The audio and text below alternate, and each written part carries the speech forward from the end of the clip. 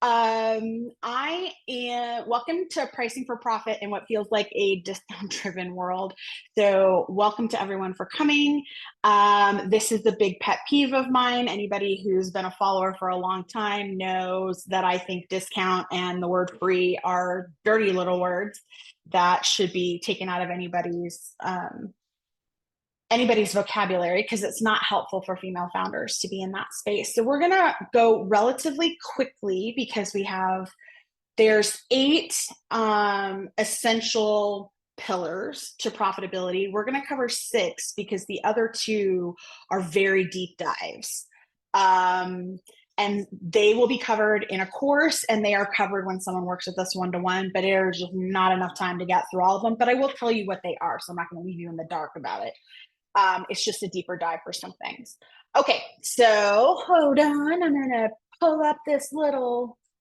Hey, y'all, I opened up a second window so you guys wouldn't judge me for all my open tabs, but I feel like this is a good space. We should all just accept that, right? Okay, good. Okay, so hold on. Why isn't it showing me my picture? Get off, get off. See, tech is not behaving today. All right, there we go. Okay, so briefly, I don't spend a lot of time on this because if you don't think I know what I'm talking about by the end of the conversation, then I've gone horribly, horribly wrong. And my goal is at the end of this, none of you thought, well, there's an hour of my time I will never get back. So thank you very much. These are the jokes, people. Wake up, it's Monday. So I'm a pricing and profitability consultant, and I'm a business growth strategist. But what's most important is that I'm a trauma-informed behavioral profiler with an area of emphasis on neurophysiopsych and women's studies and a couple other areas. But basically, that means I worked in trauma for over a decade before I became an entrepreneur. And so everything I'm training you all to do, I'm putting through the lens of a traumatized brain. So that because I really don't know anybody who isn't traumatized, has made it to adulthood without trauma. So better just to work with this and not pretend that it's not there. So if you have any questions about who I am, what I do, where I got it from, happy to stay on afterwards, but hopefully you don't need any areas of explanation at the end. Okay, so first we're going to start off this. How many of you, and you can use your little, what do they call, the reactions button, but how many of you are basing your pricing, or at least started basing your pricing on what your competitors charge? Anybody? Bueller? Yeah, I know. It's common. Mary knows better. Alicia knows better. That's actually not where you start. I know it feels like that's where you start, but that's actually not where you start. Where you start is how much do you need to make. You have to know how much you need to make, and then you can decide whether or not the business you're going into is going to support that kind of income, right? So it's not an emotional decision, it's a numbers decision. And there's four essential buckets that we look at when we're figuring out how much we need to make. The two in the beginning seem somewhat obvious, but I'm going to explain why they need to be separated. And then the other two are not obvious to most female founders in startup or early stage. One is your personal expenses. You need to break this out of the business because female founders have a deadly way of conflating themselves with their businesses. So when they hear the word no, they start rocking back and forth in the corner in a padded room and feel like they've been rejected, and everybody flips their lid. And that's not the point of this. The business is the business, and you are you. So I am me, and you are you, right? We are separating people out. I actually name my business things sometimes so that I can put it across the table for me and say, okay, what do I need to hear from you that I'm not listening to? And sometimes I'll ask Janina or Gwen or some of my savvy sisters from my mastermind to say, hey, you represent my business in this dialogue. Tell me what I'm missing. So the personal expenses is how much do you need to make, how much you need to bring home, what the business's operating costs are. And when you combine these two things, that's what you get a business budget for, right? So you think, oh, overhead, and what do I need to make? Except we frequently forget that you need profits in your business. You need to put padding on what you're earning to create a working capital account and a growth capital account. The working capital account I call the in case shit account. The in case things go wrong, like, I don't know, a pandemic or a recession, housing crash like 08, and a major constriction occurs that you did not see coming, you have enough money stored that you can keep the business fed and you fed. Okay? So this is working capital. I've broken apart and called growth capital something else because 90% of female founders never grow beyond solopreneurship, never get past being all things to all people at all times. Okay? So with growth capital, we have to pay attention to the fact that if we stash money away, then when we go, oh, I need to hire a bookkeeper. Oh, I really want to hire a VA because if I have to do one more flipping chasing of a client to get them to pay, I'm going to shoot myself. So forget it. I want somebody else to do it. Or I'm not writing a follow-up email. You write the follow-up email. So we want to offsource this to someone else. Now, notice I did not say replace you. Okay? When you are first expanding, it is in the E-Myth. I don't know if I buy the number. We can debate it later for female-founded companies, and I do think it's an antiquated thing. But what he says is the first 10 hires are replacing what you are bad at. It's not until the 11th hire that you start replacing yourself. Okay? So this is really important. And then the 3 buckets you drive. So here's our 4 buckets, right? And then here's the 3 levels that we have to contemplate. Survive is, I am paying my bills and nothing else. This is when we are running lean. Okay, this is the crap has hit the fan. It can't go. This is what I need to survive. Now, why would I care about one of you all knowing what this number is? Why do I care about putting you on a survive number? Because we are 7 times more likely to get pushed in a negotiation and to compromise our pricing for fear of lack of volume. So if you know what your bottom number is, you can defend it much better as a female founder. Our psyche goes, I can't go any lower than that, or I don't pay my bills. So it's a way for your mind to just go, this isn't an emotional thing. This is a math thing. Like that's the number. It can't go lower than that. The thrive is I live in the house I want, I drive the car I want, I'm living the lifestyle I want, and I'm saving enough that if I don't sell my company, I just shutter the doors, none of that lifestyle changes. Can you imagine how much difference there is between that number and thrive number? That's a big difference, right? Sometimes 5, 6, 7, 10 times. Now, why would I want that when I know most of you are years away from hitting that kind of money? I want you to look at it because this is how I shoehorn you out of solopreneur mindset. Because the amount of money you got to pull in, your industry will likely not support. So you are going to naturally know I have to scale. I have to find another way to bring in revenue in order for me to hit that number. I can't have you on the bottom. I know you're years away from thrive, so what do? That's a heck of a jump we've just covered, right? So we pick a drive number. This is where we're going to drive towards this number. It gives me enough room above my survive that I can give referral fees, I can pay for cost per client acquisition, I can do the things I need to do without going below my survive number. But this number will shift yearly. So as this moves up, you're going to eke yourself closer to thrive, right? So this is not a set it and forget it number. As your business grows, your survive number is going to grow too, because you're going to have people you're responsible to, people you got to pay them bills for, okay? And this is really important because the research shows that female founders who employ somebody within the first year of opening their company are 90% more likely to hit $1 million revenue, which represents less than 3% of female founders ever break the million mark annually. Now, there's a lot of reasons why that is, but most of it is because we're responsible for someone else's well-being. And so we're going to lean into discomfort that we wouldn't normally lean into if it wasn't somebody else's tushy on the line, right? We're going to lean into it. Okay, so that's knowing your numbers. You need to know what these numbers are. You need to see these annual numbers, and then you are going to divide by 1,000, and that's going to give you your hourly rate. That's the hourly amount of money that comes in, that you need to come in. Okay? How many of you use your reactions, keep thinking to yourself, am I only attracting people who can't afford me? Where does it say all people who want this for free or low cost apply here?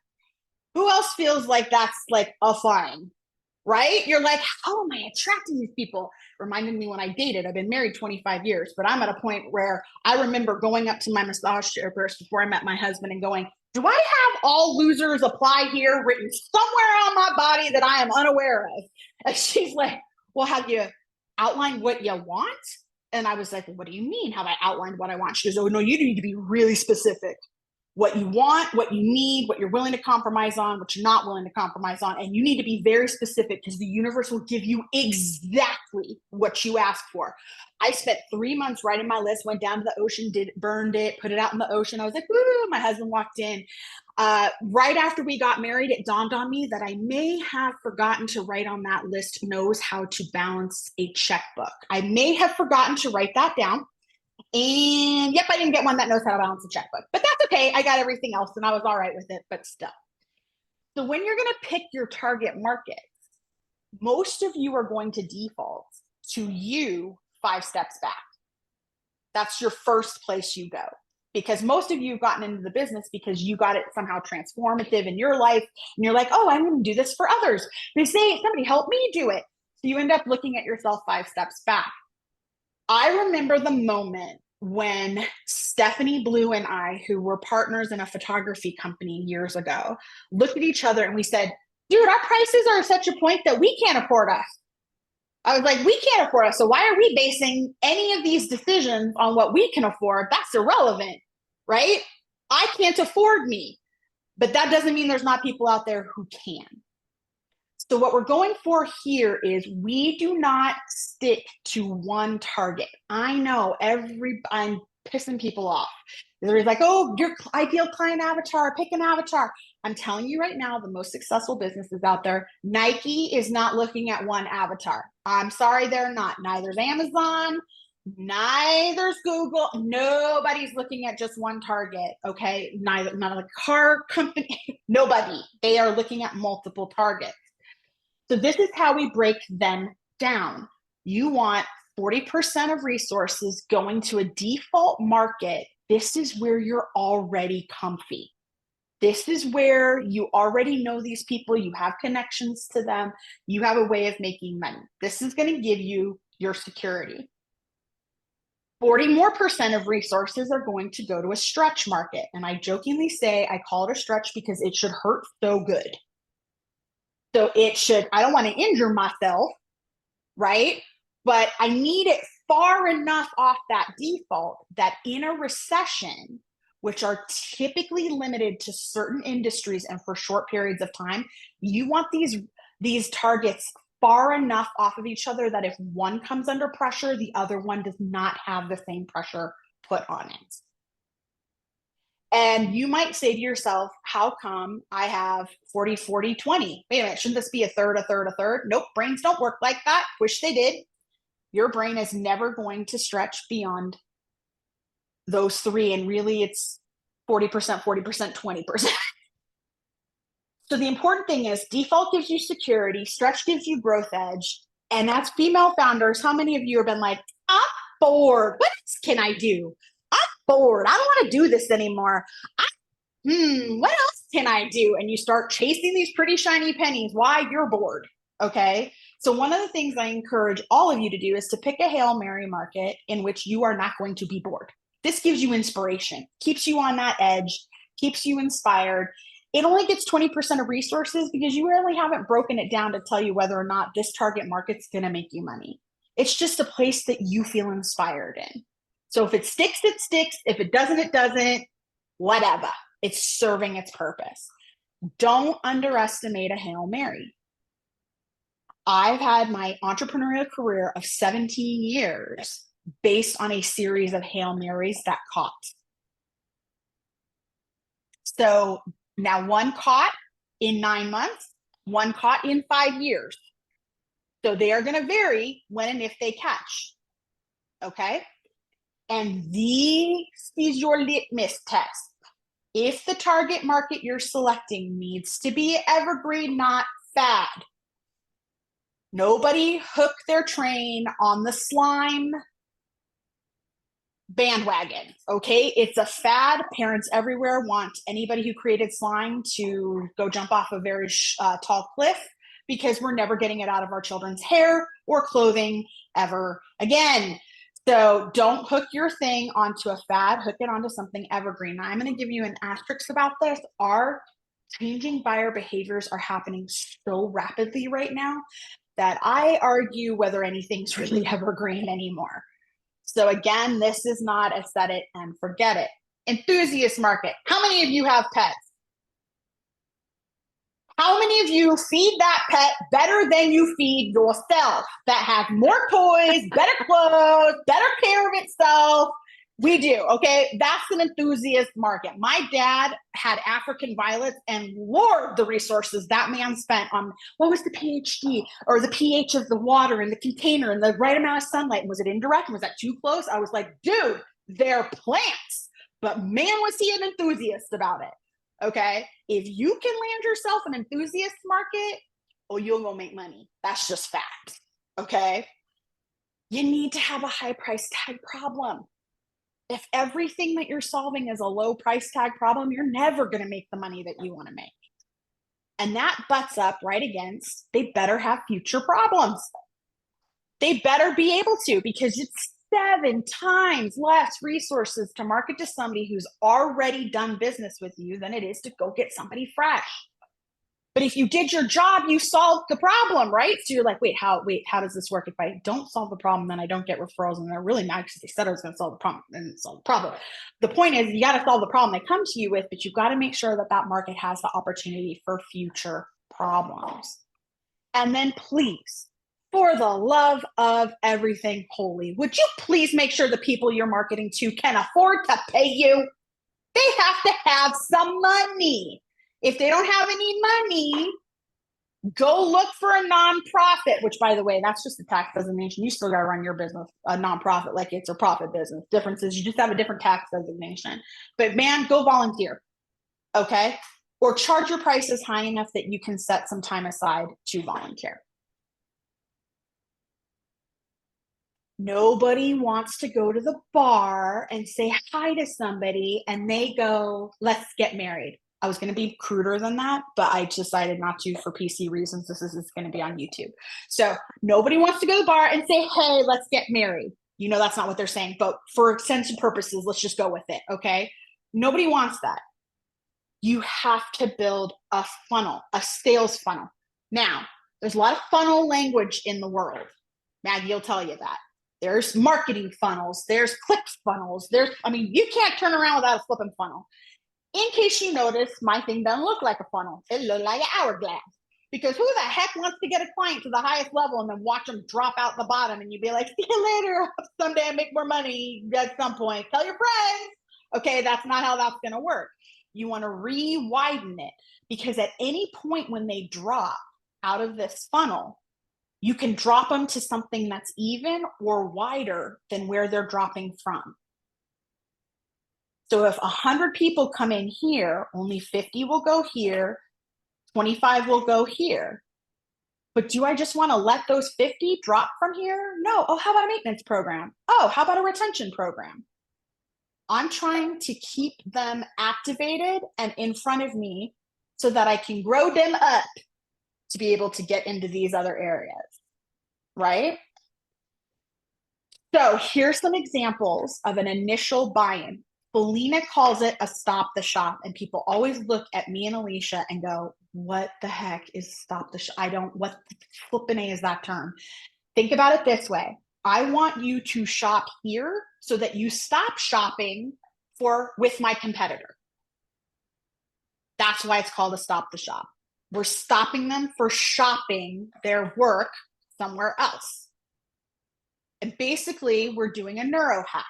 Once someone transacts, a neural pathway is laid down into the brain where it overcame the risk tolerance it took for them to transact. So because that risk tolerance has now been overcome, it wants to go back to it. It wants to hit that same path over and over and over again. Why? Because it feels safe and it feels predictable. So here's some examples of things that can be your initial stop the shop: master courses, laser sessions, needs assessments.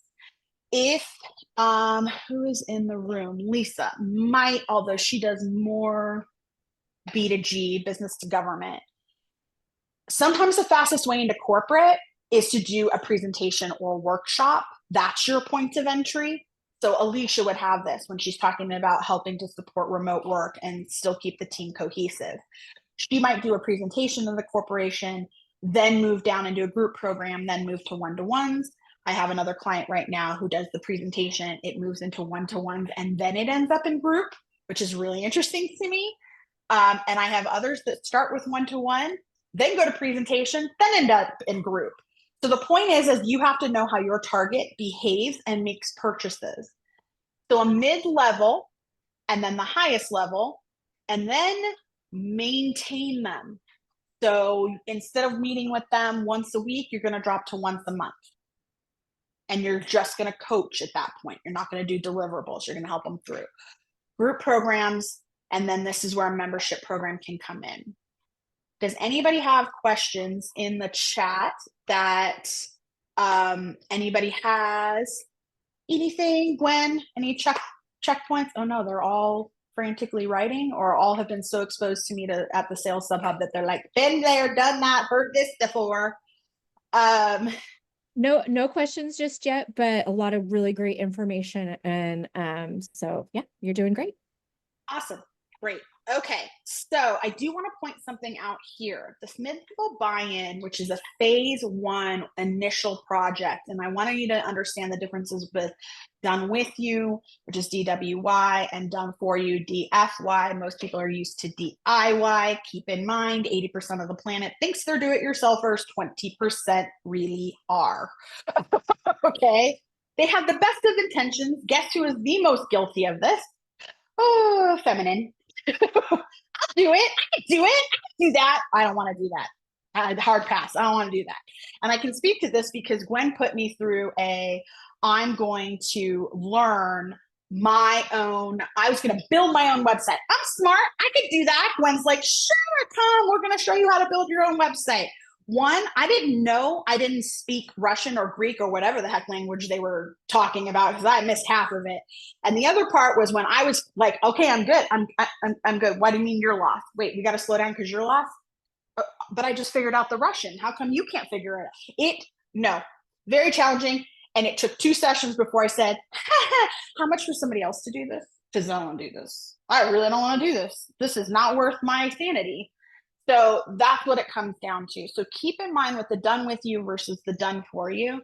As businesses constrict or come under economic pressure, which many corporations and contracts are coming under pressure right now, they're getting a little worried about the economy. They're getting a little worried about this election. And so they're starting to pull back on their contracts. Rather than lose them altogether, I'm going to recommend that you consider breaking it to a done with you.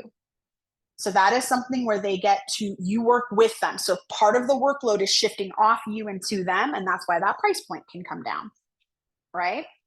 The other thing is to phase it. So Lisa, for you, because you have a lot of the things paced through, right? You might go, here's phase 1, here's phase 2, here's phase 3, here's phase 4, here's phase 5. And if you can keep them right around the same price point, you're just reinforcing that same drop of money over and over and over again, which feels very, very safe to them. And one of the things I like to point out is how many people got in. I'll say this to an actual prospect on a Zoom call. How many of you got into this, got into a long contract with somebody and would literally gnaw off your own arm to get away from them? I can speak to that. I can speak to that. Where you're like, oh my gosh, what did I just commit to? And wow, did I not charge enough to put up with this? No way. Not enough money.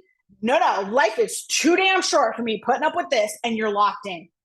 You're on a year contract. So breaking it down into a phased approach also helps you pull the ripcord when needed. Okay, this is as much protective of you as it is with someone else.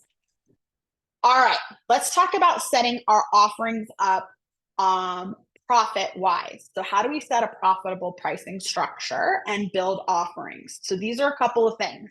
You avoid hourly rates. Now you guys wait a minute, Nikki, didn't we at the top of this thing just figure out what the hourly rate's going to be? Girl, quit being confusing. The hourly rate is you facing. So when you go to build your offer and you're like, how much time is this going to take? And however much time I think it's going to take, the client's going to mess it up. So I'm just going to double that. Because the client is going to take twice as long or 25% as long, because I know how long it's going to take me to do something, but they're the fly in this ointment. So you're computing those numbers off of those hourlies, but what gets given to the client is a comprehensive list of what you're offering. Now, be careful with this in a trauma-informed lens, because a trauma brain doesn't like to what? Make decisions. It goes, I remember Alicia, bless her, was like, I know COVID's kind of over and I can go to the grocery store, but I'm sticking to Instacart. And I was like, why are you doing that? She's like, I can't take all the choices. I walk in that cereal aisle and forget it. Too many choices. I can't do it. I go on Instacart and I got like 5. 5 is the max of the number of things I can choose from. So that's where I'm going to stay. It's the same thing happening with your clients. You need to be careful that you aren't doing a bunch of flipping add-ons. Oh, and this, and you can add this, and you can add this, and you can add this, and they just go, wah! I'll freeze and won't move. And then maybe I won't get killed if I don't move. They're going to go into a stressor response. So your goal here is to offer the best solution that you think based on their available resources and their timeline. Because when somebody goes, I don't want to spend any money and I don't really have any time, and Lord, my whole team doesn't have any skills to help, but I'd like a discount. Would that work for you? No, that's not going to work. That dog's not going to hunt. If you don't have time and you don't have skills, you're going to pay money. And if you don't have money, you're going to pay in time, right? Because time is money. So in the end, you're paying no matter what. So you want to give a comprehensive list, because I remember I was just pitching a few weeks ago and somebody says, you want $500 for an hour session, because it said stakeholder interview 60 minutes. And I said, oh, I'm so sorry. I should have been more comprehensive for you. I look at any pre-work they submit. They get a whole form beforehand that I review before we meet with them. After I meet with them, I put a summary together, send them an email with action items, and I put it into a summary for the CEO to review so that we can make decisions from it. So no, it's not just an hour in front of the client, which is why you give a comprehensive list. Okay? 2 different ways to sell. Pre-COVID, Goldilocks method was awesome. We are pack creatures. We don't want to be in the front because they get killed. We don't want to be in the back because they get killed too. We like to be in the middle because it's nice and safe in the middle. So typically you would create an odd number of packages and you would give them a sticker shock.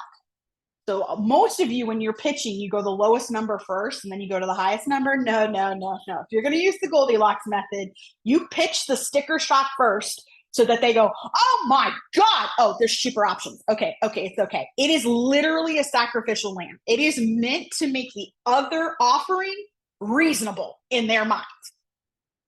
Make sense to everyone? Here's the problem.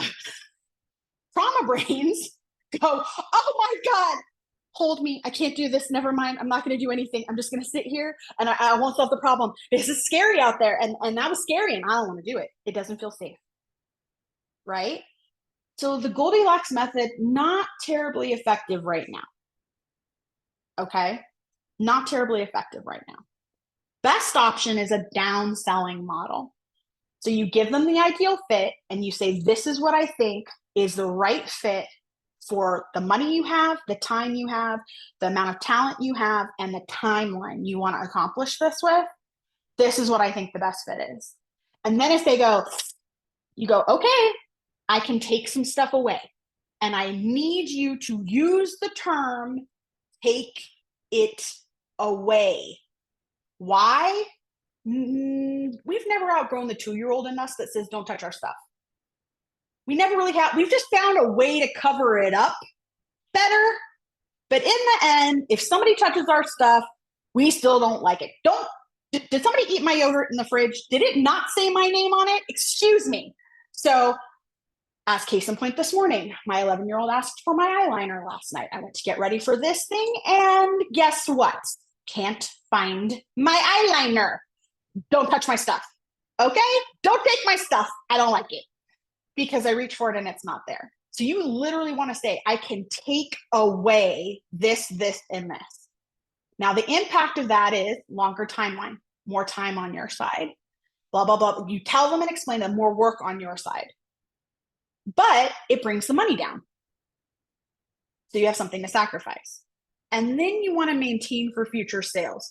So if any one of us are doing a project for a client, how many of you know they're all going to backslide? You know they are. You're going to teach them something and they are just going to forget. And I'm going to tell you this. We've all experienced, well, okay, maybe we all have. I'll speak from personal experience.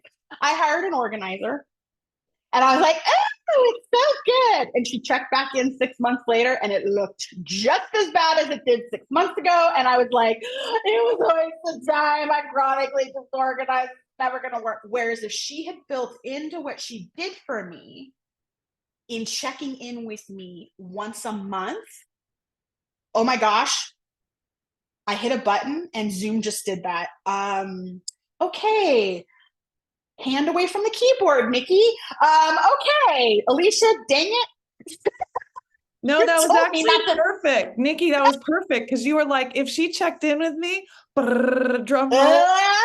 My office wouldn't have looked like that 6 months later, right? It would have still looked good. Okay, maybe not perfect, but I wouldn't have fallen off the wagon quite as devastatingly as I did.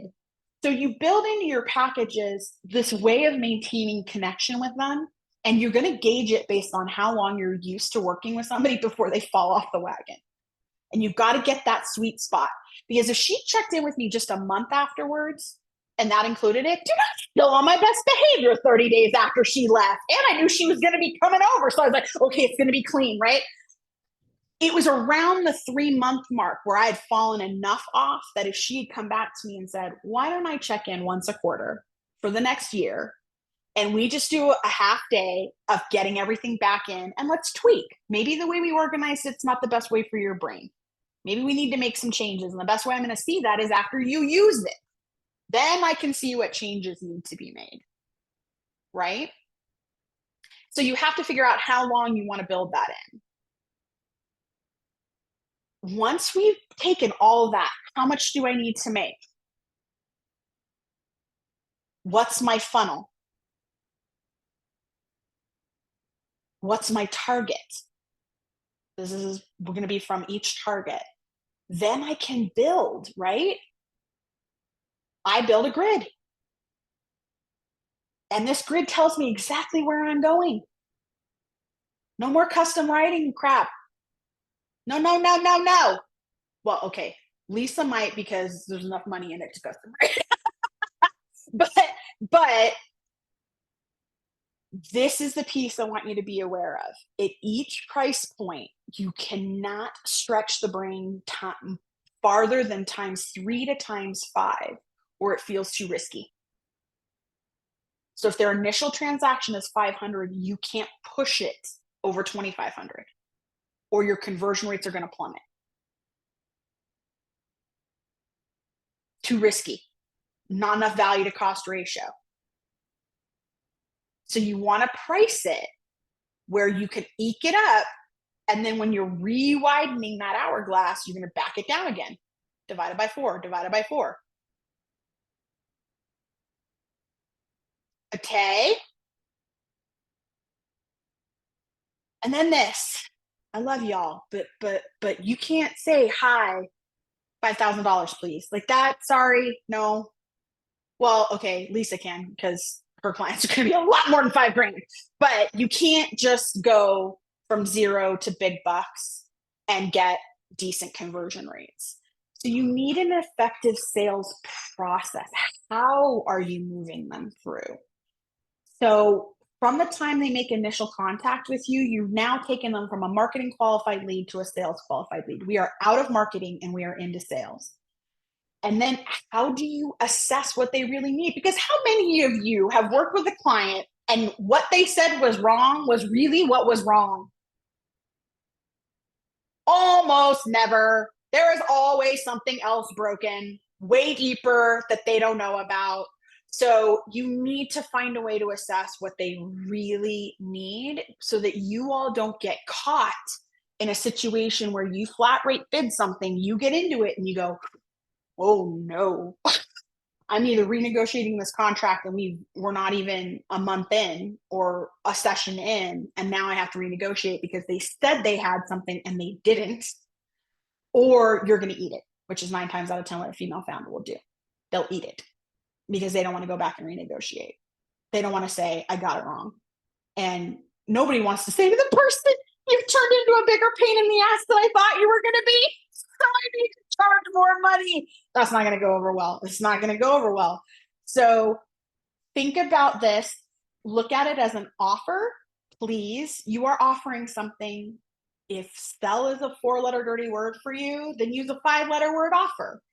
When the caterer is walking around passing hors d'oeuvres at an event and somebody says no thank you, does the caterer go into the back and rock back and forth and question their value and who did they think they were the caterer for and blah blah blah? Where does the story spin out of control? Do the caterer goes, fine, don't want seafood, no problem, somebody else here will want it, and move on, right?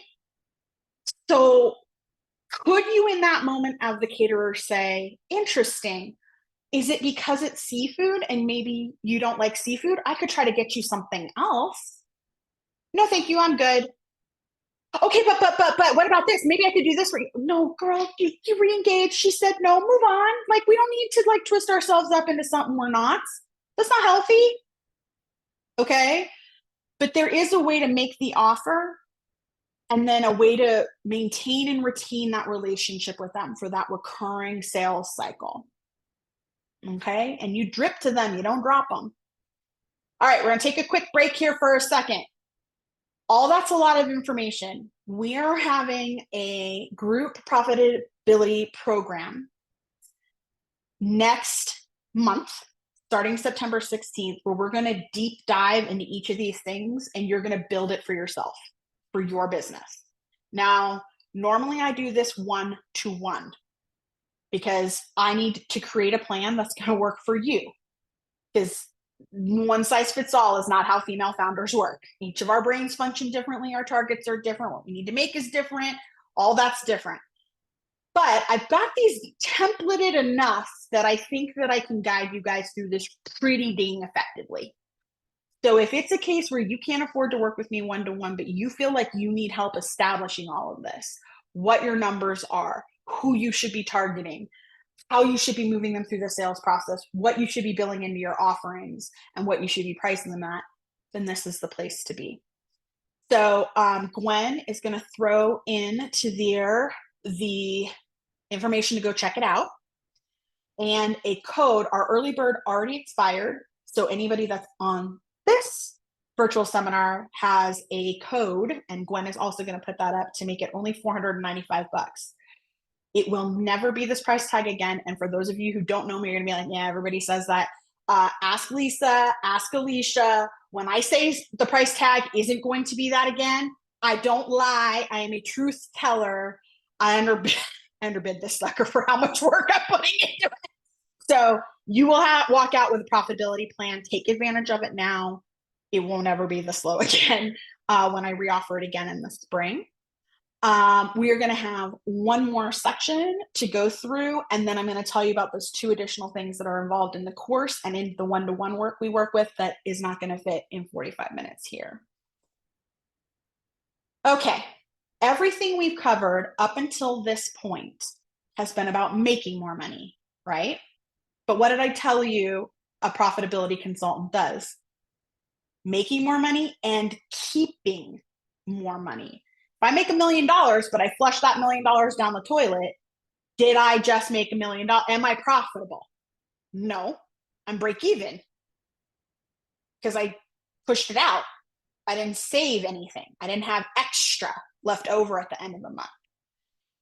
So one of the things we look at is how you all are going to track resource allocation. Time is a resource, money is a resource, and talent, the skills that you have and the people that you work with. Gwen is my mad skilled fractional CMO. I've seen her job. I don't want it. I say that with love, but no thank you. I've seen Nicole have to deal with updating Kajabi sites. I've seen her job. I don't want it. Mary has to deal with real estate people. I've seen her job. I don't want it. So thinking along the lines of what don't I want to do and why am I working at what somebody else plays at? Because these insane people think this is fun. Just like I'm going, ooh, a spreadsheet. And they're looking at me going, are you insane? Who says yay spreadsheet? Well, Nicole and I might like a spreadsheet. But, anyway. So there you go. So think about where you're investing your time. And the theme of this is the juice worth the squeeze? Now, frequently I have people who come to me at my guru hours. And they go, Nikki, I've been spending $2,000 a month for LinkedIn marketing. And it's not working. And I go, okay, who's your target? I don't know. Okay, when they call you, like when the lead comes in from LinkedIn, is it a case that you're getting the leads and you're not making money? Yeah. I get bookings. It's just I'm not converting anybody. Okay, well, what's your first offering? Well, whatever they ask me for. Okay, do you have a set of questions you ask them and you tell them this is how I can help? Well, no. Girl, why are you spending $2,000? You don't have a way to make money. You've turned on a spigot and all it's doing is just blowing out the sides because you've got no way to capture every drop of that lead all the way through your funnel. And you don't have a way to kick those suckers out. Not a fit. Goodbye. Not a fit. You got to go. And 50% of the people you talk to, not a fit. You got to go. All right. So when you start to look at the way you invest your time, the way you're investing your money, the way you're investing your talent, this is where me and the team see the most amount of hemorrhage. So Gwen will be like, why are they on that platform when that's not where their targets are? Why are they spending time on that? I don't get it. That's not going to do anything. Or Janine and I found ourselves going to networking groups where we're like, are we in the wrong room? Because that's the deal. If you're fishing for swordfish in a catfish pond, I don't care how good your bait is. I don't care how good of a fisherman you are, your boat, you're nothing. You are in a catfish pond and you are only going to pull up catfish, period. So where are you investing your time? Where are you investing your money? And where are you putting your talent? There's people who expect people who don't have a zone to work in that space and then get mad that they're not amazing at it. Well, did you evaluate their skill set? Are they in the right place, doing the right thing? That's really going to make a difference in your business. So final 2 things that we don't talk about, okay, here, but are going to be covered in the course and do get covered somewhere else. We take a deeper dive on the Stop the Shop because that is the first place they transact. So really refining that piece that goes, thou shalt not pass, do not pass go, do not collect $200. They have to go through that portal first is your Stop the Shop. Okay. So you need to really refine that one. And that combines all those other elements. Okay. And then the other piece is an implementation plan. Because no offense, y'all, but y'all become a bunch of infopreneurs, not entrepreneurs. See, unfortunately, your entire universe of information sits right here. It's all over YouTube, TikTok. Don't get me started on the validity of those things, but that's where it is. You can search it. Shoot, now with AI, you can type in a question and AI is going to go pull 17 different sources and give you an aggregate of information. Please double check that stuff, people. Like, it's still getting worked out. Don't take it as fact, please. You have to think to yourself, when am I going to do less learning and more doing? So at the end of building a profitability plan like this, how much do I need to make? Who am I marketing to? Who am I marketing to? How am I moving them through my sales process? What's my purchasing funnel? Well, okay, that's great, but how do you implement it? How are you getting it into action?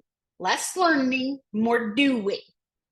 So the last thing we cover in the course that I don't even usually do with my one-to-ones is we put it all into an implementation plan in a parking lot. And then we're going to work through going, what am I doing in the next 30 days? 30 days after that, 30 days after that. And we focus it on 4 90-day sprints. 4 90-day sprints.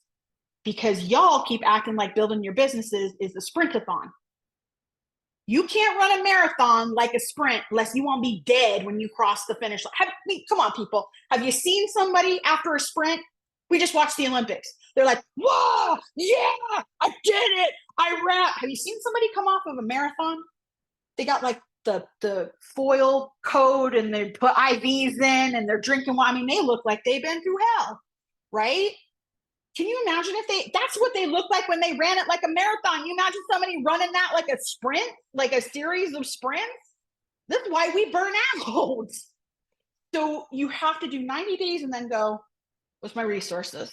My available spoons right now. Can I do another 90 day or I need to rest for a minute and test, see what I've done and see if it works? Okay, then I'll charge the hill again. So that's something we're going to be working on. And that is an essential part of any of the learning you all do. From this seminar to any other thing you do, you have to think, what's relevant to me and what can I kick? Not relevant to me. And then if it's relevant to me, how urgent is it? This week, this month, this year? When is it important? What skills do I need? Am I doing this or am I calling Gwen? Because I ain't doing no video editing. Nothing but love, it ain't happening. So think about how that works. And that implementation plan is mission critical because all the learning will not get into action if you don't come up with a plan for doing it. All right. Anybody have questions? That was really fast. Lord, I teach that in I'm going to cover this in 8 weeks. I just did it in 45 flipping minutes. Need oxygen. That was a sprintathon. No, just kidding. It was just a sprint. Anybody have questions? You guys can come off mute. Yeah, if you have a question, by all means, please, come off mute, ask it. Nikki, I had a question for you around you were talking about your survive and your drive and thrive numbers. And so what are a couple high level parameters for determining your drive number? I mean, survive and thrive are, a little bit easier to figure out, but what are some of those things to look at for drive? Drive that's the art in those computations. That's when you can turn and say, okay, what's my current market position? Is my targets, what will my target, the one that I'm defaulting to, that I have common connection to, what will they tolerate in a price point? Normally, because the survive to the thrive can be ×4, I pick 1.5 off of survive, or I go ×2.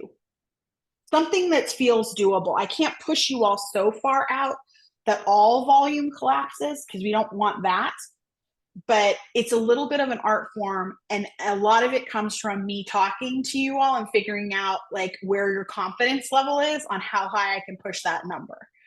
So Anybody who's worked with me knows I'll be on and they'll be like this amount, and I'll go, or this amount. And I give them a much bigger number, and then they go, and they give that face, and they're like, I don't know how this is gonna work. And I go, okay, well, can we do that number? And then if they say ouch, we can back it down. And I split the difference with them until I can see their body kind of relax a minute and feel like they can lean into that price point. And then I go, okay, that one, they're okay with that number. If I still feel like it's too low, then we'll go into a little bit more borrowing of some courage, if that makes sense, to push that number up a little bit. I had a last client go, I borrowed your courage for 6 pitches, and now I'm courageous enough, I don't need to borrow your courage. And I was like, great. And you know exactly what you're selling and how you're selling it. She's like, yeah, I do. And this was somebody that was like, I think I'm not charging enough, I don't feel very good, blah, blah, blah, blah, blah. And 6 weeks later, she was like, this is how much I am. If you don't like it, you can go. And okay, she wasn't that rude to the client, but I mean, still, you get my point. In her head, that's where she was. Anybody else have any questions? If On you that don't want to same ask a line. question, Oh, go ahead. Oh, I'm sorry. if you don't want to ask a question on video, you can also put it in the chat, but go ahead, Chat. Elise. So I was going to say on that same line, when I would do my follow-ups, I actually had a picture of Nikki that was next to my computer so that I didn't cave when I was doing, my follow-up phone calls. But my question is, I wanted to get some clarification. There was a chart that you presented us where in one column it listed like the hourly rate, and then the other column was dollar amount, and at the end there was I think it was ×4 or Yep, hold on. and This so one? I just wanted to get some clarification on, are we talking, okay, yes, this right here. So so we would literally multiply the 1296. Oh, okay. 150 times 3, 450. 6.5 hours times 200. And then I fudge with it, right? Okay. Right. Okay. And I'll tell you this, I fudge with it because 9.9s, they don't work anymore. Seriously, people, that's close enough, they round up. Yeah. But like a 9.7, a 9.5, those are numbers where, I shouldn't say this, the masculine will round down. Women will be like, I know how much that is. Like, we know to round up, but in the masculine, they'll round down. So you can tweak it and you can make the conscious choice to round up or round down. If we put your hourly rate high enough and we've padded your hours enough that you're not being ambitious with what it's going to take to deliver, you should be able to round down a smidge to get it to line up, if that makes sense. But again, we want you off the ground. Like, this is a base number. Notice the number jumped up off after the initial stop the shop. I put it where my drive number was. So I left my survive number on the entry, but I bumped it up to my drive number. This isn't my numbers, but we bumped it up to a drive number for the rest of them. Does that help? Yes. And in the course, and when we work one-to-one, we have a full spreadsheet, and it talks about client-facing hours versus back-end hours, and it talks about the division of labor. Is this 50-50, client and me? Really, anybody in a service-based business right now, you need to think along the lines that you are an implementation person. You're selling implementation, not information. Because everybody can get information at their fingertips now. That's not the problem. The problem is the doing. The learning is not the problem. It's the doing. And so if each of you can get to a point where you are pitching the doing, the supporting of the doing, that is where people are going to invest. The quote of the year is, stop talking at me and start working with me. That's where human beings are. No more e-courses, none of that. No, anything that has to be self-driven, they're just going to freeze or fold. Completely just quit. And we're seeing that because in e-courses, it's something like 87% are failing to ever complete the course. And that's not as bad as the 64% that ask for a refund within the first 48 hours. So e-courses, bad, bad, bad. Don't spend money on it. It's a terrible idea. Video killed the radio star. COVID killed the e-course. Okay. It ain't coming back. At least not for a good long time. Okay. And think about the generational shift in power that's occurring right now, going from the boomers pulling out and the Gen Xers moving up. And really the Gen Xers are a more do it yourself. I can do it on my own. Bye, Mayor. So Gen Z, millennials, you need to kind of pay attention to them and how their purchasing patterns are going to shift. And then you need to take into consideration how AI is impacting purchasing behaviors and buyer trends to figure out what your offers should be. So that's really important.